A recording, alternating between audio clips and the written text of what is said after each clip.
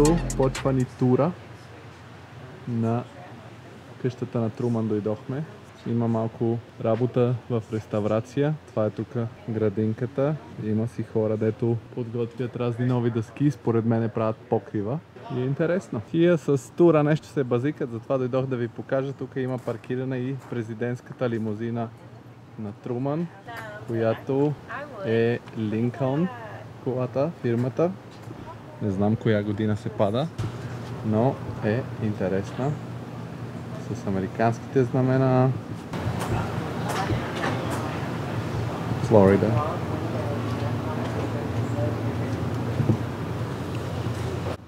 Модела се казва Lincoln Cosmopolitan. Това е било една от 9-те му лимузини.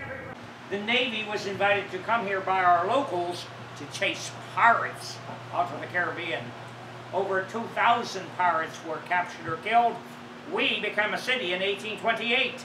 That makes us the third oldest city in Florida, right after St. Augustine, Pensacola, then came Key West. For 50 years, we were the biggest city in the state. Kind of hard to imagine when you're looking at Miami or Orlando or Jacksonville or St. Everybody grew except us. What can I say? Well, as any good realtor would tell you, it's always location, location, location. In our case, everyone had to sail past Key West to get to the Gulf Stream, to go to North America, or to go to Europe. For that reason, we were a very wealthy city. We controlled all the shipping between here and Cuba.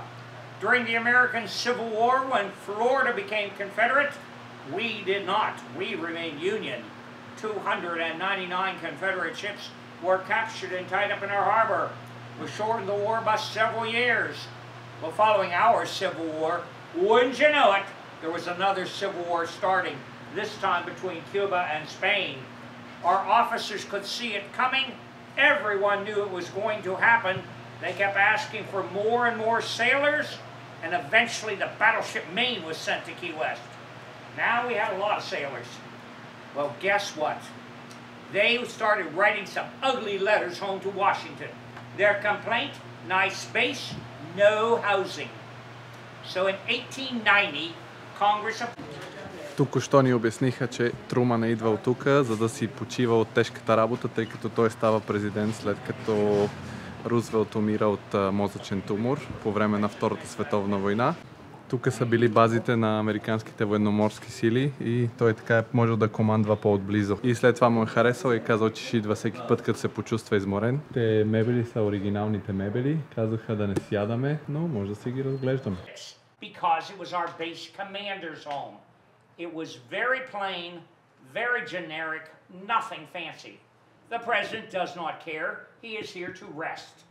When he came back the next time, nothing had changed. Why? Because we didn't know he was coming. Surprise, the president's back in town. It stayed that way until November of 1948. That was an election year. Truman is elected to a full 4-year term. Plus he gains a vice president, Alban Barkley from Paducah, Kentucky. Plus he has a staff of 57, and they are spending a month at a time in Key West. The Navy concludes it's time to spend some money, fix this place up, make it more presidential. So they hire an interior decorator from Miami. His name was Haywood Lassiter. They gave him $35,000. That's equivalent to $300,000 today. He bought all new furniture for the president. All of this furniture was bought for President Truman. All of the fabrics are exactly what President Truman would have seen because our foundation did the research and we reprinted all the fabrics in this house. All the paint colors are exactly what they wore when President Truman was here.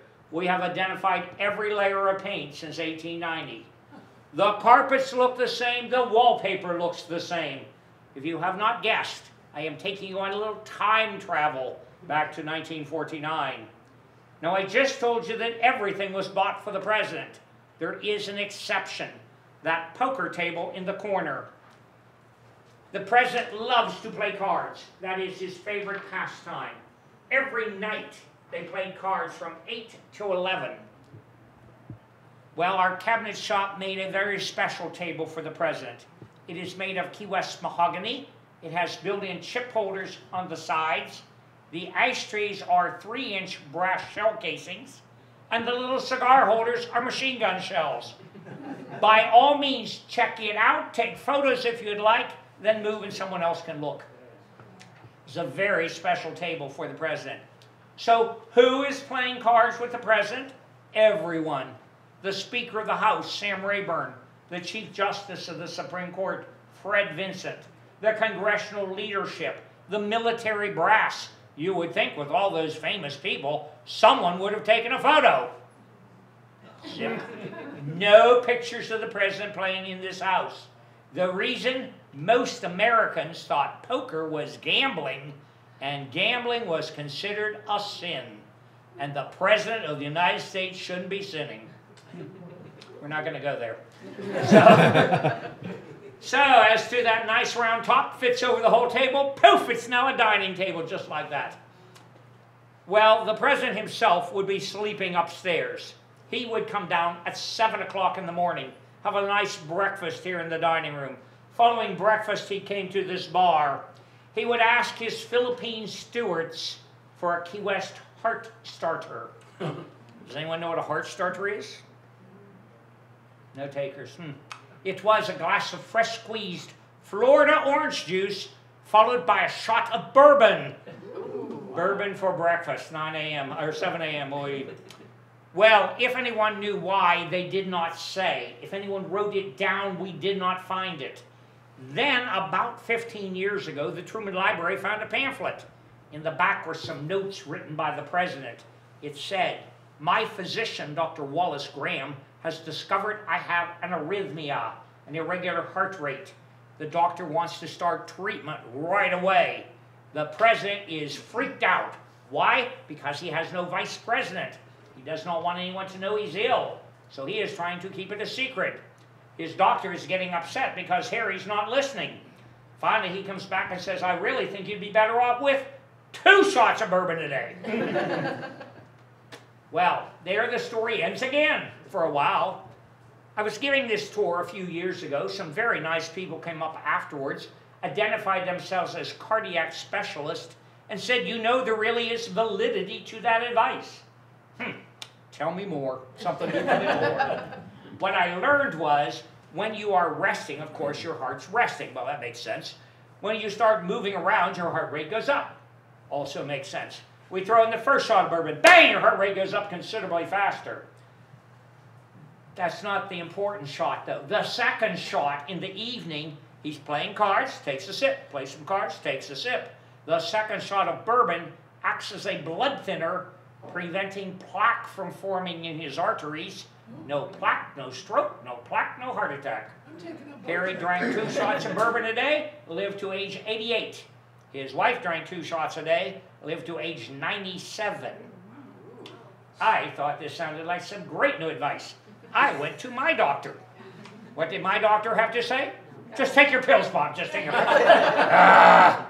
Well, it turns out there weren't any pills in Truman's time. That's what the problem was. And so I started asking all of our guests. You're lucky. I used to ask every guest. Do you know anything about this?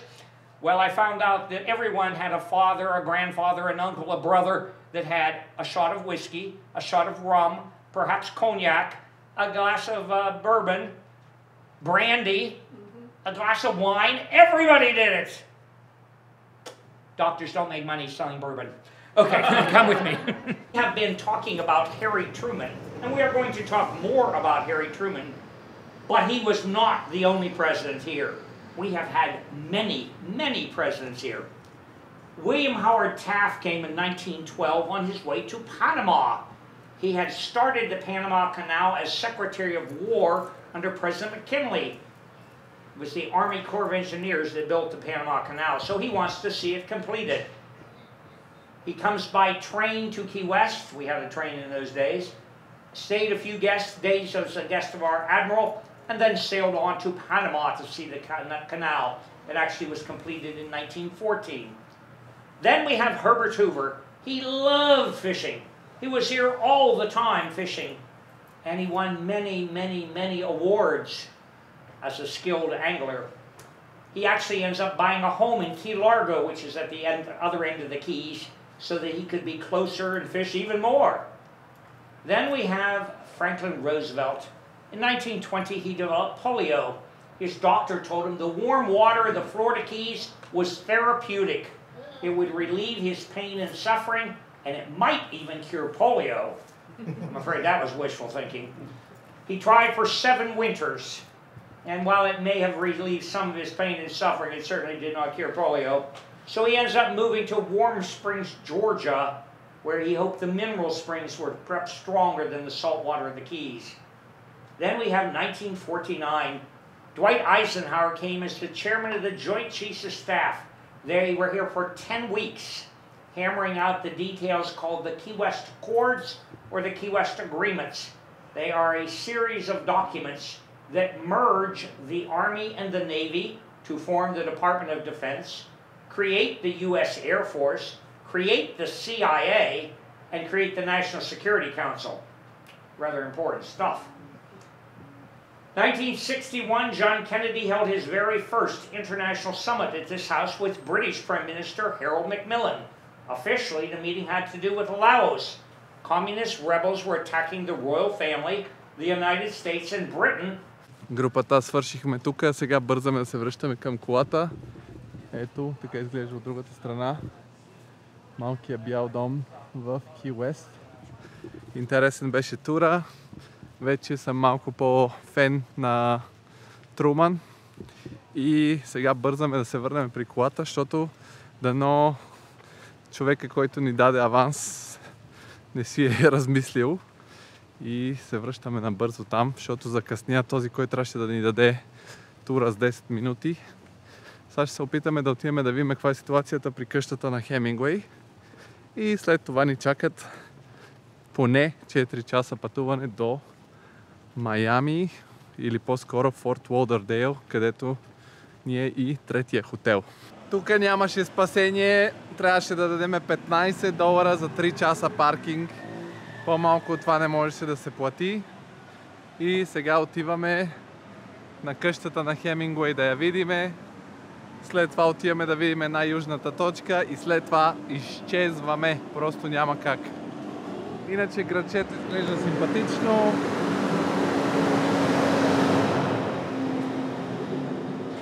Там се задават и някакви облаци. Не знам какво ще бъде времето. Гайда беше супер як. Ето пак ви показвам, че тук си има кокошки, все едно, не знам, гълъби в София. Ето. Петелче, си се разхожда, там има кокошчица. Дива работа. Тук боядисват къщите в небесто синьо, защото насекомите не обичали този цвят и така да се пазят от насекомите. Кий Уест се намира на 94 мили от Куба, но защото е по-фенси са измислили мотото 90 miles to Cuba. А ето тук, тъй като вече се приближаваме до Хелоуин, видяхме, че няколко къщи са мега украсени. С всяка вид украси за Хелоуин. Да, не е български традиционен празник, но е много як. Тук сме на оферта, защото тура почва след 2 минути буквално, половин час. Разглеждаме и си бегаме. Тук е пълно с котки. How are you guys? Yeah, so we encourage you guys to take lots of pictures. In fact, after the tour, feel free to come back through and roll the hell on your own. Well, guys, before we get started talking about this gentleman right up here, Mr. Ernest Hemingway, I want to take a few minutes to tell you about this guy right up here, Mr. Asa Forsyth Tift. Now, why are we talking about him first? Well, guys, this is the man that built this home way back in 1851. Asa was both a land and a sea architect. He was a captain and a very successful shipwrecker. It was actually the shipwrecking industry in the 1800s that made Key West the richest city per capita. Are you guys familiar with the shipwrecking industry? Yep. Some yes, some no, some glazed over faces, some lady I got no clue what you're talking about. Okay, well I'll give you the brief lowdown. How's that? Yes. Well, guys, first of all, we are just 8 miles away from the 3rd largest barrier reef in the world. So because of that reef, a lot of times boats get into land. Well, they break along that reef.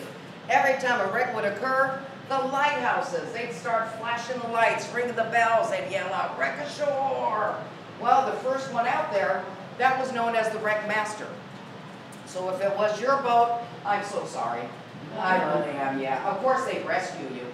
But here's what they do. They take everything you had on your boat that you collected throughout your travels, and then they sell it back to you. Yeah, at about 4 or 5 times the price.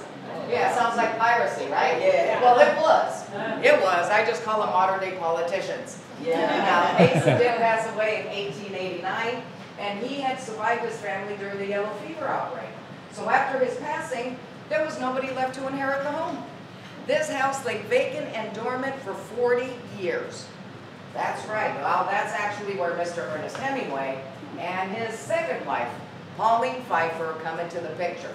They were recently married in Paris, and they actually came to Key West to pick up a wedding gift. Yeah, they were planning on staying here, believe it or not. Yeah, that wedding gift was one from Pauline's uncle. He was a very rich guy. His name was Uncle Gus. Well, Uncle Gus had bought them a top-of-the-line Model A Ford in 1929. So they intended just to get off the docks, get in that car, and start driving. Well, thank goodness that car wasn't ready. Yes, because when they got off the docks, all they saw was a very apologetic owner of the dealership. And he said, "Guys, it's going to be a while before your car arrives. I'm sorry. I have an apartment above the showroom. You guys can stay there rent-free until your car arrives." Well, thank goodness they decided to stay. Otherwise, I wouldn't have a job, and you guys wouldn't be here today either, right? No, that's actually when they began to fall in love with Key West. Ernest was very happy in that little apartment. By the way, that building is still there. It's at 906 Simonton Street. You can still see windows to that apartment. Well, Pauline wasn't happy in that little apartment. She said, "Ernest, I gotta have a house." "I do." And he said, "Oh, Pauline, I can't really afford to get you one just yet." So she calls her Uncle Gus. And she said, "Hey, I was walking around, I saw this big, huge house. It's all boarded up. It's on all this land. It's practically right on the water. It's right across from the lighthouse. I gotta have this house." Well, Uncle Gus said, "Of course, Pauline." Yes, she was the favorite niece. And get this, he purchased this house at an auction. Yeah, $8,000.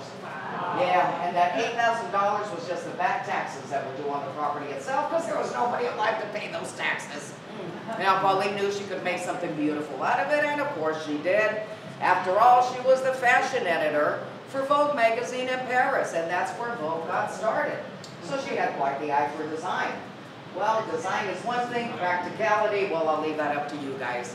Because see, one of the first things she did, she ripped out all the ceiling fans. Yeah, obviously she never lived in the tropics. Yes. So wherever you see chandeliers, well, those were ceiling fans at one point. See, she collected chandeliers throughout her travels as well. Hey, I'm not quite sure how they stayed cool, but I guess they always had something pretty to look at. I don't know, ceiling fan would have been nice. Well, guys, let me introduce you to the young man in this beautiful name is Gregorio Fuentes. You all may know him by a different name if you've read the book, The Old Man in the Sea, or even seen the movie. That is Santiago. That was Ernest Hemingway's inspiration. They were very good friends. In fact, after the book was published, Gregorio continued to live another 50 years, just honored to be known as the old man in the sea. So you see a picture there of Ernest's boat, the Pilat, catching his favorite fish, which was marlin. He loved the fight on catching those marlin. But guess what, guys? He loved hunting just as much. He loved going to Africa on those big, huge safari adventures.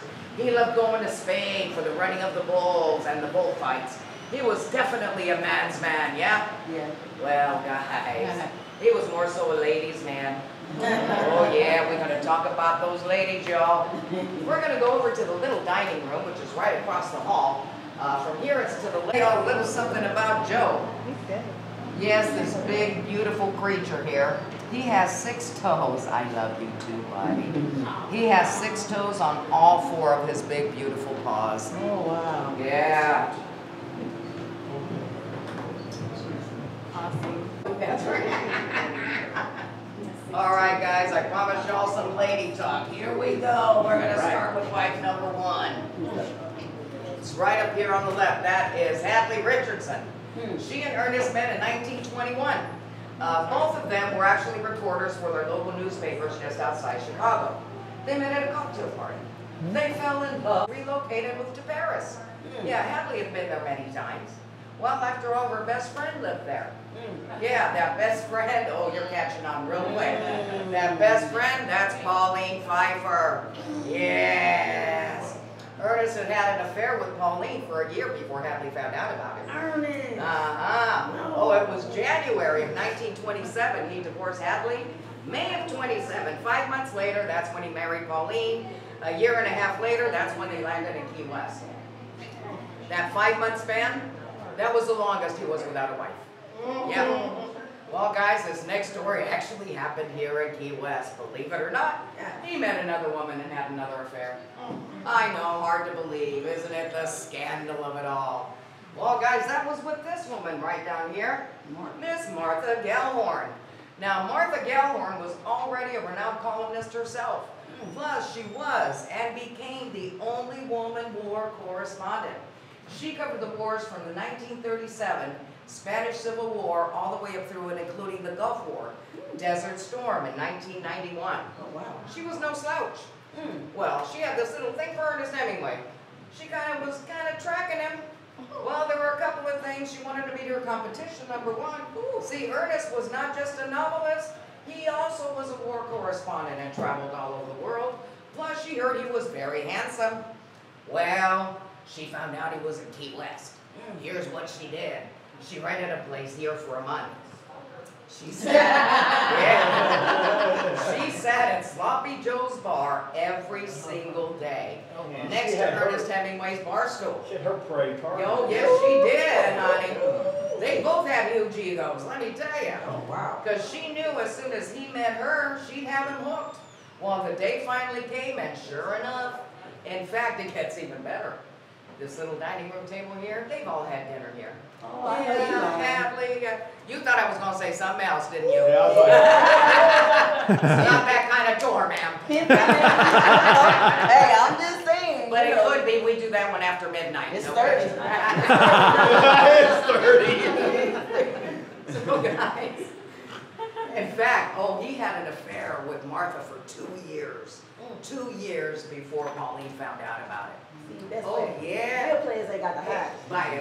By the time, no, wait. After they got divorced, 2 weeks later, that's when he married Martha. 2 weeks. Yes. Well, now we're going to take a little trip to London. Here's what happened in London. This time, Martha goes out on assignment to the Mediterranean. Meanwhile, Ernest, well, he had a few too many drinks. He got into a car accident. Yeah, he ended up being hospitalized. He had 17 stitches in his head. So Martha couldn't get to him right away.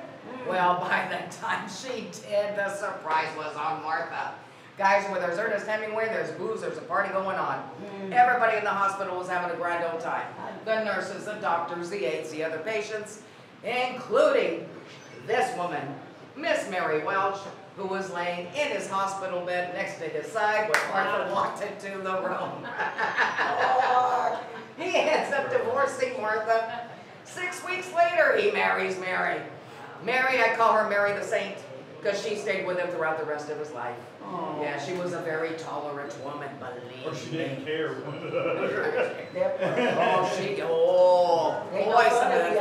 Again, that's on the other tour, you guys. The After Dark tour.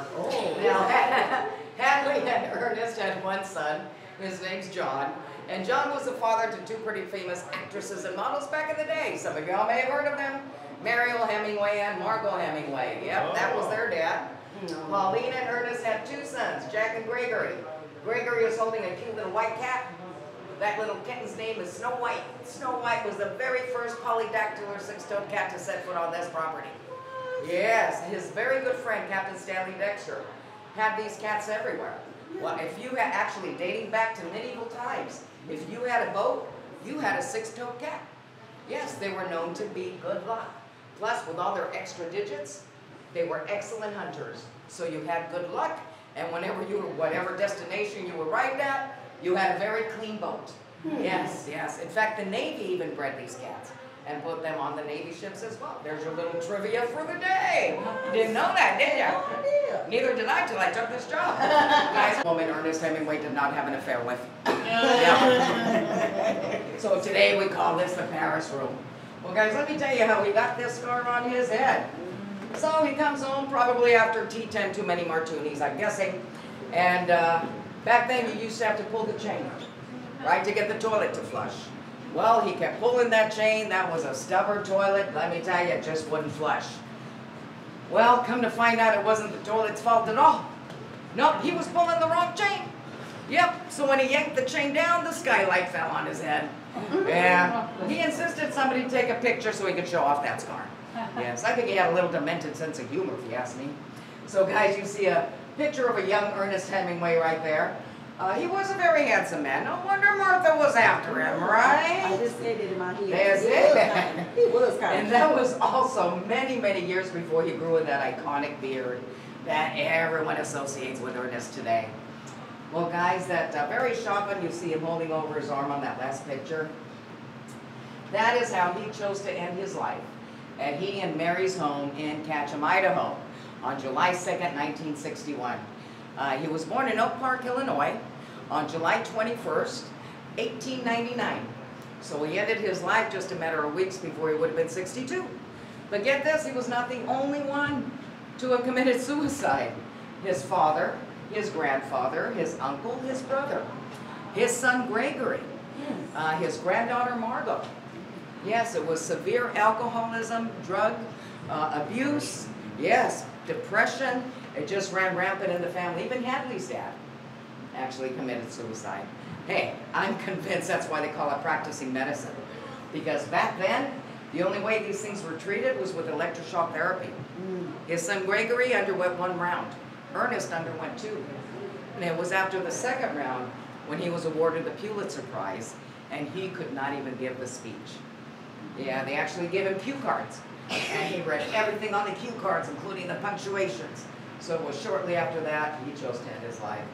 So, hey, number one, these things are actually recognized today, right? You're not just crazy, and you don't have to get electrocuted. Yeah, there's other methods. I'd choose something else if I were you. Do you have any relatives left? Pardon me? Is there any relatives left? Yes. Is there? Yes, in fact, his son, Jack, is 96 years old and is writing his own book. So, Yes. do they own the property here? Or is No. it- You're getting ahead of the tour, so. Oh, sorry. Don't beat me Alright, up. okay. Guys, let's go on over to the boys' room. It's a little bit cooler and more space. The gentleman on the left, that is Mr. Sloppy Joe Russell. Standing next to him is his best friend, Ernest Hemingway. Wow. Yes, they became friends almost immediately. Well, let's put it this way. When he hit Key West, he found the bar. Yeah. No, it was actually 1935. They won every single fishing tournament in the waters surrounding the Keys, Cuba, and Bimini. That was one heck of a fishing trip. A lot of fishing, a lot of drinking. Well, guys, I want to draw your attention to a young Ernest ailing in a hospital bed right up here. Here's what happened. He wanted to do more than just correspond about the war, right? He wanted to be a part of it. Well, the closest thing he could do was to become a volunteer for the Red Cross. See, nobody would enlist him. Yeah, he tried. Nobody would enlist him because his eyesight was not 100%, believe it or not. So he became a volunteer during World War I in Italy, and what they did, as odd as it sounds, was they made him an ambulance driver. Well, that's because, I know it sounds odd, but that was one way of camouflaging, getting supplies to the guys on the front line. So that way, at least, he was able to get to the front line. And those supplies were always chocolates and cigarettes. Well, during one of those runs, they got bombarded. There was a lot of heavy fire. They ended up extracting 227 pieces of shrapnel shards from his legs. He was only 19 years old at the time. Yes, but that's when he fell in love, madly in love for the first time, and had an affair with his nurse. Yes, Agnes Valkanowski. So, guys, Agnes never made the Wall of Wives. Well, a couple of reasons. Number one, she was several years his senior. Yeah, she was quite a bit older than Ernest. Number two, she promised to marry him. Well, she never told him she was already engaged to an Italian lieutenant. They were just waiting for the war to be over before they wed.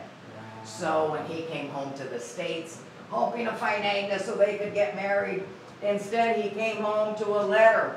Yeah, she wrote him a dear earnest letter. I know, his heart was broken, that little cougar Agnes, let me tell you. But in an effort to mend that broken heart, That's actually when he began to write A Farewell to Arms. It took a while for the book to get published. Well, he had over 40 different endings to the book. He couldn't quite figure out which one to use. Well, the one he ended up choosing, well, that was the one where the nurse gets killed off at the end. Yeah. They call that writer's revenge. Yeah. Well, guys, if you ever find yourselves throughout your travels or throughout your lives at the JFK Presidential Library, they actually have a piece of that shrapnel shard in the Hemingway wing. But here's what we got. We got his Medal of Valor. And it's right up there. Yeah. He loved his wars, he did. He just wanted to be a part of it, you know, he wanted to have came from. He loved doing those African safari adventures. He actually went more with Mary than he did with Pauline, because Mary, believe it or not, she loved hunting just as much, if not more than he did. So, well, they have 6 toes on all 4 paws, and we have one that has 7 toes. The rest of them are just regular kitty cats. Oh. Yes, like Miss Greta right here. Yeah, they're all spayed and neutered except for 3 polydactyl cats that are kept always on. Yes. She knew her husband. She meant to be circling around this way. They must have. Happened, and I want my swimming pool. Uncle Gus says, of course, Pauline. So this costed Uncle Gus $20,000, you guys. That day's money. Today's money, it's over $500,000. It's all coral and limestone. It had to be hand dug. Took nearly a year for it to be completed. Well, Ernest came home a little bit less than a year. And I think for the first time, the shock and surprise was on Ernest Hemingway instead of any one of those ladies. Right here is where all this happened. Comes home, bless you. And he says, Pauline, where's my boxing ring? And what is this thing? She said, oh, Ernest, I had to get rid of your boxing ring so I could make room for my swimming pool. So I gave it away. He said, what do you mean you gave it away? She said, yep, I donated to your second favorite place to be other than Sloppy Joe's bar. So Ernest Hemingway, if you want your boxing ring, you just go right back to the brothel. That's right. Well, guys, that building is still there today. It's on the corner of Petroni and Thomas, but today it is the Blue Heaven Restaurant. Yes, they actually have a piece of that boxing ring above the bar. Yeah. All they do is serve food, guys. Nothing else on the menu. Okay? Actually, their food's really good. So, then he said, all right then, Pauline, how much did this thing cost me?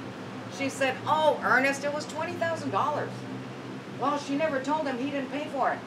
No, she just made him think he paid for the pool. Yeah. Well, then she comes back to him and she goes, oh, by the way, where's Martha? Ooh, I know you guys have been having an affair. Just thought at this point she'd be coming back with you. Oh, he got caught. The jig was up. Said, Pauline, you know what? That's it. We're through. We are done. You've already taken all of my money with this monstrosity. And he reached into his pocket. He pulled out a penny and he said, for what it's worth, Pauline, you might as well just take my last red cent because that's all I have left. And he threw it right at her. Threw it right at her feet. Well, guys, Pauline took that last red cent. She preserved it. Yes, you guys want to see Pauline's preservation? Yeah, well, it's right here. This has not been touched since Pauline Pfeiffer Hemingway put that into the ground. Holy shit. Yeah, it's actually a 1937 Denver copper penny. Yeah. Well, see, Pauline knew she would get all the notoriety with this, right? Yep. She was no dummy. Nobody else had a pool for miles and miles. She'd have these lavish pool and cocktail parties. Invite anybody, you know, just so she could tell the story. Ernest Hemingway can have all the women, all the wives, all the whatevers that he wants. I got something none of them will ever have. His last red cent. Yeah, go Pauline. So shortly after was when they got divorced. And Martha and Ernest ended up living in Cuba. Because, of course, Pauline got the house. Yeah, why not? Her Uncle Gus paid for it, right? Yep. Well, guys... Буквално финална спирка в Кий Уест. Дойдохме на най-южната точка в Америка, буквално предполагам. Поне от тая страна от Уест Коуста. И ето виждате, тук има някаква опашка. Редат се да се снимат на тая опашка. За какво се редат на опашка, и аз не знам. Ние просто минаваме да ви покажем. От тук на там са 90 мили до Куба. Мерише на море. Ето натам има някакви военни зони. Ето видиш, тук си пише US Government No Trespassing. И Буквално сега ще минем место да средиме на опашката, което ми струва малумно. Минаваме и ето. Сложили са нещо като цилиндър. The most 90 miles to Cuba, Southern Point, Continental USA. Ето. И аз съм тука, не съм средил на опашка и си тръгваме. Стига толкова Кий Уест, връщаме се в Майами, бейби.